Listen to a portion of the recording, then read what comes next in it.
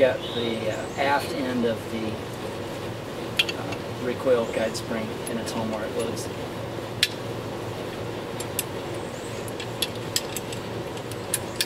There we go, now we're in business. Now I can hook those feet right there and then push the charge handle back slightly. Actually a lot. And the back end of the gun drops down, release the charging handle while still holding it down. Take this plastic pin and insert it. Just in case you couldn't see that, I inserted the plastic pin right here, just like you took it apart. Works good. Charging handle, release, all that's good. Set that aside just for a second. I've oiled the stock with some lemon oil, and I removed the trigger because there was so much residue in here. I cleaned it off.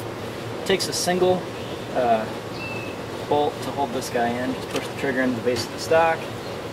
Take this black metal ring, put it in the middle hole in your stock. Take the screw, tighten it up.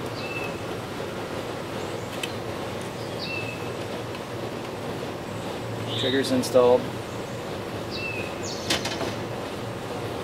Take the rest, throw it into the stock. Everybody knows these steps now. Take the fat-headed bolt. That goes right here in front of the trigger.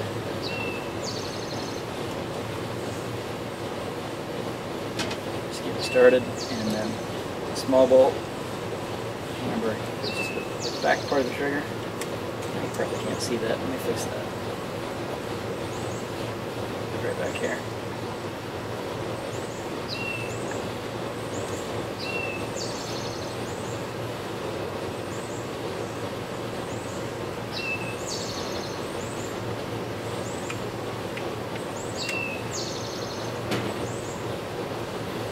We're done. I've got the feed tube push rod. I'll go ahead and insert that back into the weapon. We're done. I'll go take some empty 22 cases and do a trigger function check. And that's it. Hope that helps somebody.